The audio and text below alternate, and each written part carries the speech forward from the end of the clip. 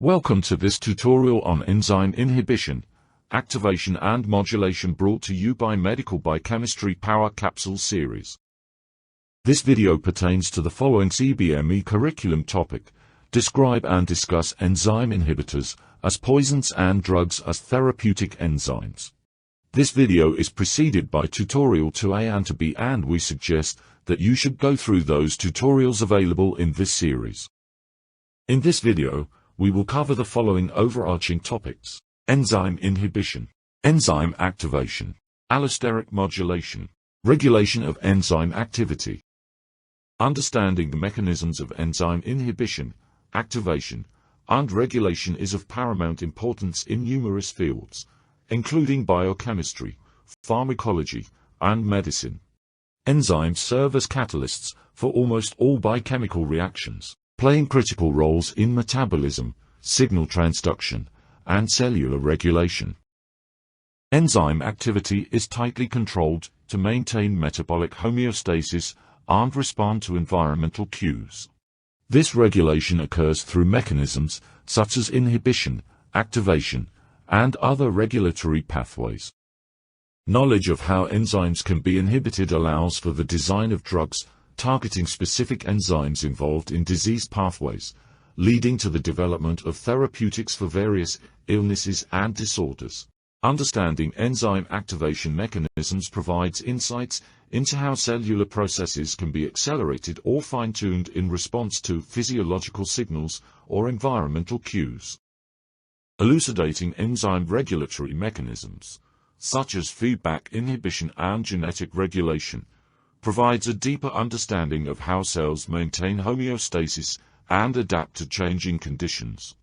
Allosteric modulation also offers a sophisticated means of enzyme regulation, allowing for precise control over metabolic pathways and cellular functions. Let's see what enzyme inhibition is all about. Enzyme inhibition is the process by which the activity of an enzyme is reduced or blocked by a molecule known as an inhibitor. Inhibitors can bind to enzymes reversibly or irreversibly, interfering with substrate binding or catalytic activity. This process serves various purposes in cellular physiology and pharmacology. Broadly speaking, there are two types of inhibitors. Reversible inhibitors bind to enzymes temporarily and can dissociate from the enzyme. Examples include competitive, non-competitive, uncompetitive, and mixed inhibitors. Irreversible inhibitors bind permanently to the enzyme, usually through covalent bonds. An example is the drug aspirin, irreversibly inhibiting cyclooxygenase. Competitive inhibition is a type of enzyme regulation where an inhibitor molecule competes with the substrate for binding to the active site of the enzyme. This competition leads to the formation of an enzyme inhibitor complex, effectively blocking the substrate from binding and undergoing catalysis. Competitive inhibition is reversible, as the inhibitor can be displaced by increasing the substrate concentration, and it can be exploited in drug design to develop specific inhibitors targeting key enzymes in disease pathways. The inhibitor is a structure or analog of the substrate. Increasing substrate concentration can reverse the inhibition. One classic example of competitive inhibition is the action of statin drugs, such as atorvastatin, used to treat high cholesterol levels. Statins inhibit the enzyme HMG coenzyme reductase, which is involved in cholesterol synthesis, by binding competitively to its active site, thus reducing cholesterol production. Similarly, certain antibiotics like sulfonamides act as competitive inhibitors of the enzyme dihydroxyapatite synthase in bacteria, interfering with the synthesis of folic acid, essential for bacterial growth and replication. Captopril is a competitive inhibitor of the angiotensin-converting enzyme. Non-competitive inhibition occurs when an inhibitor binds to an enzyme at a site distinct from the active site. The binding of the inhibitor induces a conformational change in the enzyme, and reduces Vmax without affecting Km. This reduces its catalytic activity by altering its shape or structure. Examples include heavy metal ions like lead, silver, mercury, and chelating agents, such as EDTA in some cases. Non-competitive inhibition may be irreversible. Importantly, non-competitive inhibitors do not compete with the substrate for binding to the active site. Instead, they can bind to either the enzyme or the enzyme-substrate complex.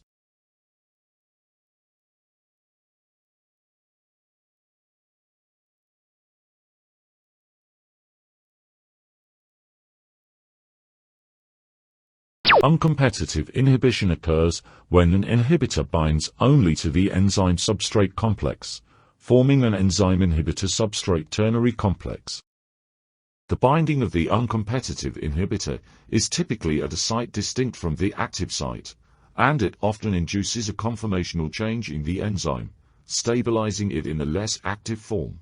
Uncompetitive inhibition results in a decrease in both the maximum reaction rate, that is Vmax, and the Michaelis constant Km. Mixed enzyme inhibition is a type of enzyme regulation characterized by inhibitors that can bind to either the free enzyme or the enzyme-substrate complex, resulting in varied effects on both the maximum reaction rate and the Michaelis constant. This inhibition pattern is distinct from competitive and non-competitive inhibition and can lead to either an increase or decrease in both Vmax and Km. One example of mixed inhibition is the action of certain drugs on cytochrome P450 enzymes involved in drug metabolism.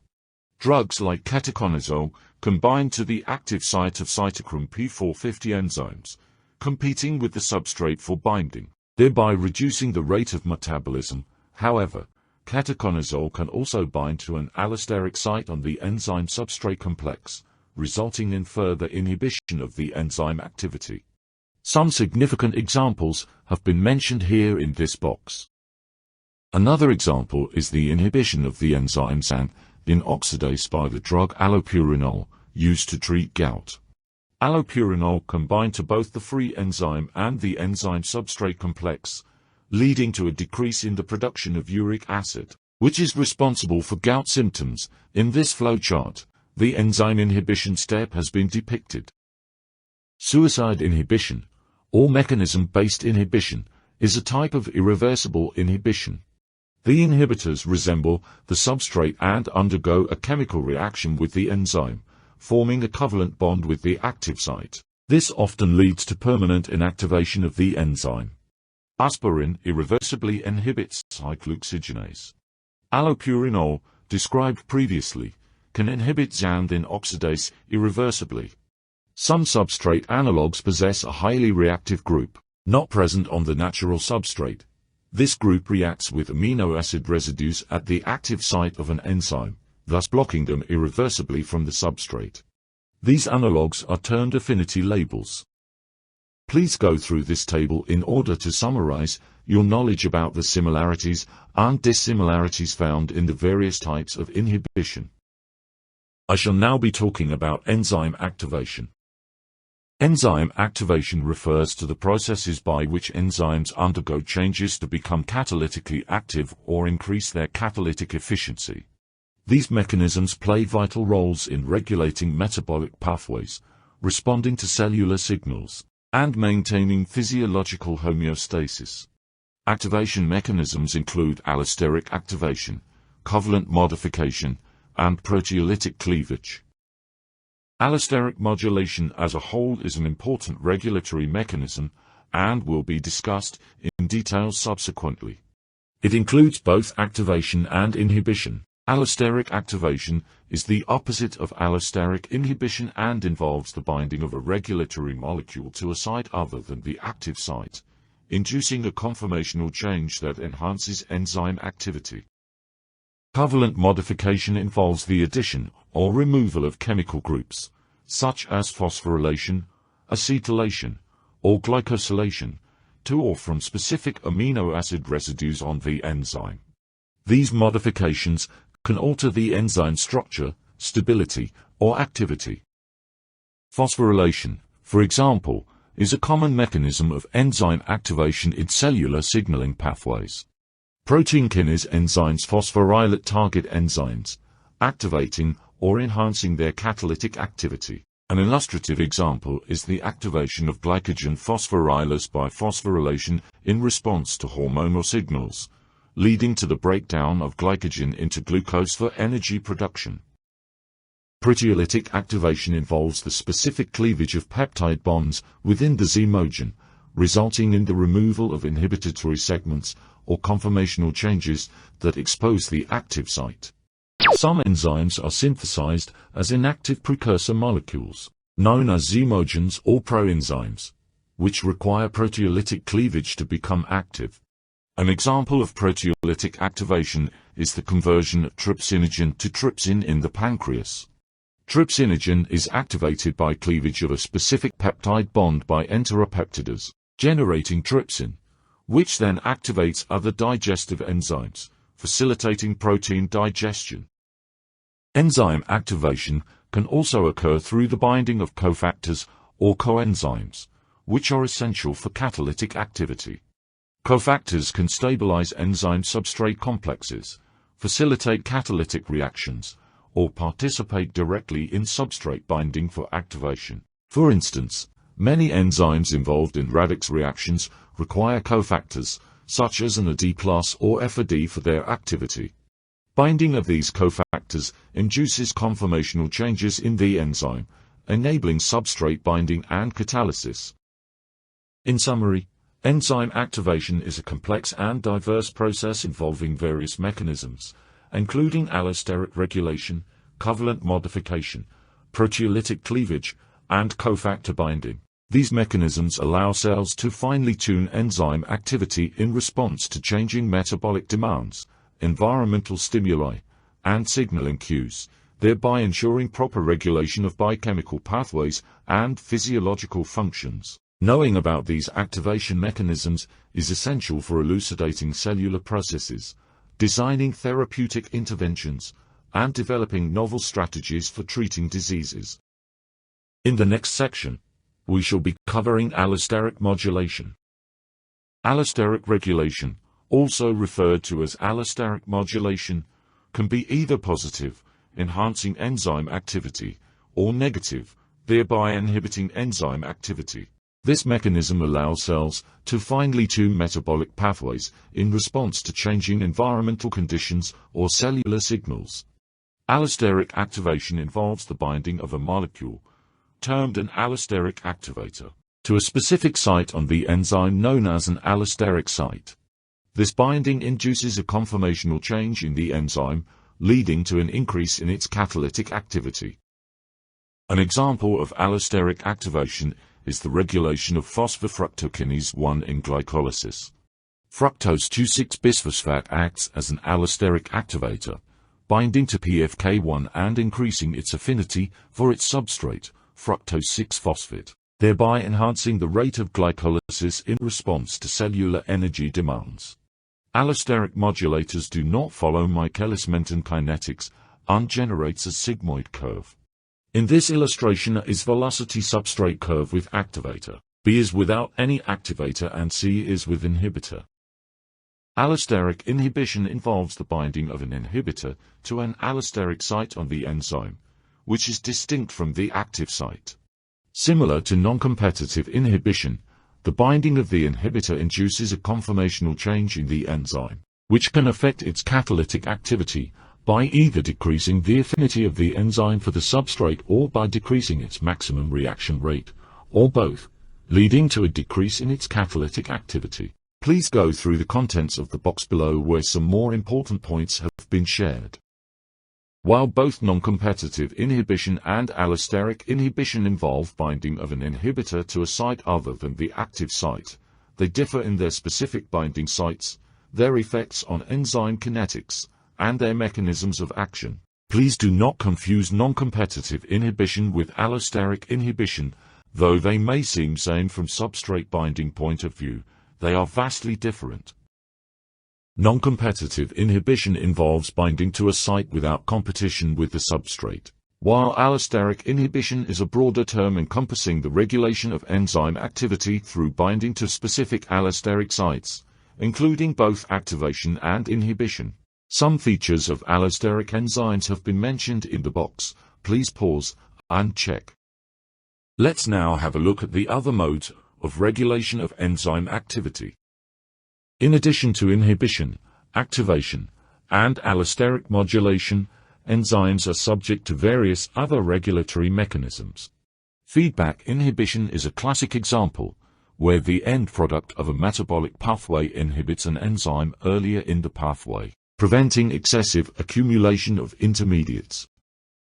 Genetic regulation involves the control of enzyme synthesis at the level of gene expression. Transcription factors and regulatory proteins modulate the transcription of genes encoding enzymes in response to cues or signals, thereby influencing their abundance within the cell. Genetic regulation controls enzyme synthesis by modulating gene expression in response to cellular needs or environmental stimuli. Comprehensive discussion on this mode of regulation can be found in the chapter titled Regulation of Gene Expression. Induction and repression are mechanisms by which enzyme synthesis is dynamically regulated in response to changes in substrate availability or environmental conditions. Induction involves the upregulation of enzyme synthesis in the presence of specific inducers, while repression leads to downregulation of enzyme synthesis in the presence of repressors. The sex hormones, estrogen and testosterone, are two important regulators of genes. Insulin is an inducer of some key glycolytic enzymes. Insulin is a repressor of some enzymes of gluconeogenesis. Metabolite levels may also regulate gene expression. Post-translational modifications, such as phosphorylation, glycosylation, acetylation, methylation, and ubiquitination can modulate enzyme activity, stability, and subcellular localization. Phosphorylation, catalyzed by protein kinases, is one of the most common post-translational modifications and can either activate or inhibit enzyme activity. Another example is the acetylation of histones, which affects chromatin structure and regulates gene expression indirectly by altering the accessibility of DNA to transcription factors and RNA polymerase. Allosteric regulation, discussed earlier as allosteric modulation, involves the binding of small molecules, known as allosteric modulators, to allosteric sites on enzymes, leading to changes in enzyme activity. Allosteric modulators can either enhance or inhibit enzyme activity. For instance, ATP acts as a negative allosteric regulator of phosphofructokinase 1 in glycolysis, inhibiting its activity when cellular energy levels are high. Conversely, fructose 2,6-bisphosphate acts as a positive allosteric regulator of PFK1, stimulating glycolysis in response to metabolic demand. In summary, enzyme activity is intricately regulated by a variety of mechanisms that operate at multiple levels, from gene expression to post-translational modifications and allosteric regulation. These regulatory mechanisms enable cells to adapt to changing physiological conditions, maintain metabolic homeostasis, and respond to environmental cues, ultimately ensuring proper functioning and survival. Understanding these regulatory mechanisms is crucial for unraveling the complexities of cellular physiology and pathology and for the development of targeted therapeutic interventions for various diseases.